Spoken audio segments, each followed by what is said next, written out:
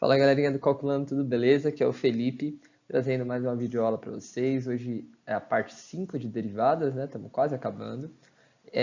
Vou abordar essa aula derivadas de funções trigonométricas inversas, beleza?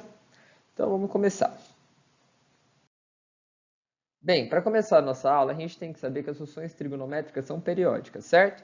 Portanto, elas não vão ser injetoras, logo elas não têm uma função inversa, beleza? Mas, se a gente restringir o domínio delas numa parte onde ela seja injetora, a gente vai ter funções inversas. Por exemplo, o seno vai ter o seno a menos 1, o cosseno vai ter o cosseno a menos 1. Aqui tem uma tabela de todas as funções inversas, ó. Seno a menos 1, ou arco cosseno, cosseno a menos 1, arco cosseno, tangente a menos 1, arco tangente, e assim por diante, né? Cotangente, arco tangente. Aqui estão algumas funções inversas, tá? Que a gente trabalha. E eu vou mostrar para vocês os intervalos onde elas conseguem ser injetoras, portanto, nesse intervalo ter funções inversas. Vamos ver, a função seno de x no intervalo do domínio restringido de menos π sobre 2 até π sobre 2, ela tem seno a menos 1 de x. E essa é a inversa dela, graficamente. Ó. O domínio, a imagem e a imagem. Aqui a gente consegue ver que ela é inversa, né? O domínio dessa virou a imagem dessa virou o domínio. Bem, para cosseno do domínio de 0 até π, a imagem de menos 1 a 1, a gente tem a inversa de cosseno, que é a cosseno a menos 1 ou arco cosseno. Né? O domínio agora vai de menos 1 a 1 e a imagem vai de 0 até π. Aqui alguns outros exemplos, a função tangente, com domínio de menos π sobre 2 até π sobre 2. A gente tem a inversa, que é a tangente a menos 1, o arco tangente. Para a função cotangente, também da mesma forma. Para a função secante e para a função cossecante, beleza? Todas elas têm a mesma forma de análise, né? Pegar um intervalo onde ela seja injetora e analisar esse intervalo e ver que ali tem uma função inversa para a nossa função trigonométrica. Bem, agora a gente vai provar que a derivada da nossa função arcosseno de x, ou seno menos 1 de x, é igual a 1 sobre raiz de 1 menos x ao quadrado. Bem, a gente vai lembrar de algumas propriedades trigonométricas aqui, identidades trigonométricas, né? Que é seno ao quadrado de y mais cosseno ao quadrado de y igual a 1. Passando o seno para o outro lado, a gente tem cosseno ao quadrado de y igual a 1 menos seno ao quadrado de y. Fazendo as raízes dos dois lados, vai ficar cosseno de y igual a raiz de 1 menos seno ao quadrado de y. A segunda coisa é que a gente tem que lembrar que y igual a seno elevado a menos 1 de x, ou arcosseno de x. A gente aplica seno dos dois lados e tem seno de y igual a x, quando y vai de menos π sobre 2 até o π sobre 2. Beleza? Então vamos começar. Bem, como eu falei, y igual a seno a menos 1 de x, a gente pode chamar de y igual a arcosseno de x. Isso, vindo para cá, vai ficar seno de y igual a x, aplicando dos dois lados o seno, né? E aqui, como y é uma função de x, então a gente utiliza a regra da cadeia para derivar implicitamente. E a gente chega aqui, a derivada de seno de y é cosseno de y, dy dx, e a derivada de x em relação a x é 1. Né? Então, isso vai chegar, então, que dy dx, vai passar o cosseno de y dividindo, né? Vai ficar dy dx é igual a 1 sobre cosseno de y. Então, como cosseno de y tem que ser maior igual a zero, né? Como cosseno de y é maior ou igual a zero, sempre nesse intervalo aqui de y indo de menos π sobre 2 até π sobre 2, a gente tem que cosseno de y é igual a raiz de 1 menos seno ao quadrado de y. Aquela identidade trigonométrica que a gente usou lá no começo, a gente vai usar aqui, certo? Então, e seno ao quadrado de y vai ser x ao quadrado. Ó. Você está vendo que seno de y é igual a x? Então, seno ao quadrado de y é x ao quadrado. Portanto, cosseno de y é igual a raiz de 1 menos x ao quadrado. A gente pode concluir que a derivada dy dx é igual a 1 sobre cosseno de y ou 1 sobre raiz de 1 menos x ao quadrado. Essa é a derivada de arcosseno de x, ou seno menos 1 de x, como vocês preferirem.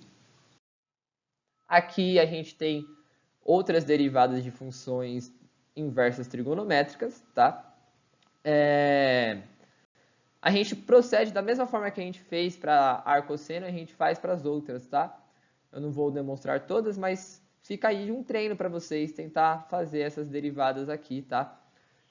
é o mesmo procedimento que eu fiz anteriormente, é só vocês darem uma olhada que vocês conseguem tranquilamente. Bem, agora a gente vai fazer um exemplo. Derive y igual a 1 sobre seno a menos 1 de x. A derivada de ar cosseno de x a gente já calculou anteriormente, certo? Então aqui vai ser a mesma ideia. dy dx é igual a d dx de seno a menos 1 de x elevado a menos 1. Por quê? Aqui, como está no denominador, a gente sobe ele para o numerador, colocando o expoente menos 1, beleza? Então isso aqui vai ser, a gente vai usar a regra da cadeia, então vai tombar esse menos 1, né? Então esse menos aqui na frente. Menos 1, só não tem o menos ocultado aqui, vezes seno a menos 1 de x elevado a menos 2, que é tomba menos 1 e subtrai 1 no expoente, né? Regra do tombo normal, vezes a derivada do de dentro. A derivada do de dentro é a derivada de ar cosseno de x, ou seno a menos 1 de x, que a gente já calculou anteriormente. Então a gente vai ver que isso vai ser 1 sobre raiz de 1 menos x ao quadrado, porque a derivada de ar cosseno de x é 1 sobre raiz de 1 menos x ao quadrado.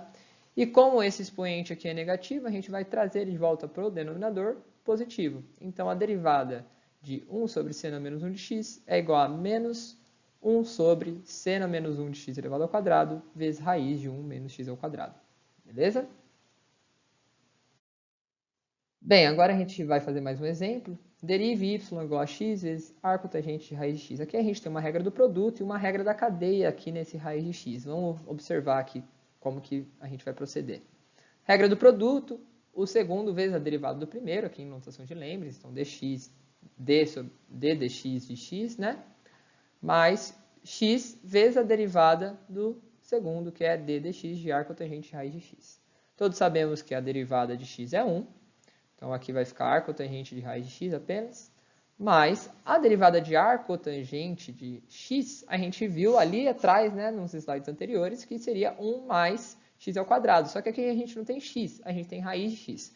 Então, trocaremos o x por raiz de x. Então, vai ficar 1 sobre 1 mais raiz de x elevado ao quadrado. E, bem, a regra da cadeia do raiz de x, né?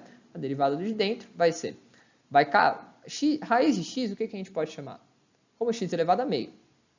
Como que a gente vai derivar, então? Vai tombar 1 meio, certo?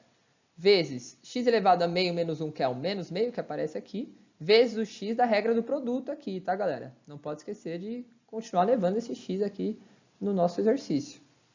Então, aqui agora a gente vai dar uma mexida no nosso resultado para ter algo mais bonito, podemos dizer assim, algo mais atraente de se ver. A gente vai dar uma simplificada, então vai ficar ar cotangente de raiz de x, mais, vamos olhar aqui, esse x aqui é esse x aqui da regra do produto, beleza? Aqui, esse 1 mais x vem daqui, ó. Vai cortar a raiz quadrada, porque está elevado ao quadrado, vai ficar 1 mais x. Aí, 2 vezes raiz de x, por quê? Expoente negativo desce para o denominador, fica x elevado a meio no denominador, mas a gente sabe que x elevado a meio é raiz de x, por isso que aparece esse raiz de x aqui. Aí, vocês estão vendo esse raiz de x sobre raiz de x, porque a gente quer racionalizar, não quer deixar essa raiz no denominador, beleza? Então, fazendo aqui isso, a gente vai ter que a derivada de x vezes ar cotangente de raiz de x é ar cotangente de raiz de x mais raiz de x sobre 2 vezes 1 mais x. O que aconteceu aqui? Essa raiz está como se fosse ao quadrado, então vai sair a raiz, vai ficar apenas x, que vai cortar com o x de cima. Por isso ficou raiz de x em cima e sumiu a raiz de x embaixo. Beleza? Espero que tenham gostado da aula. Não se esqueçam de se inscrever no canal, curtir, compartilhar e até a próxima aula.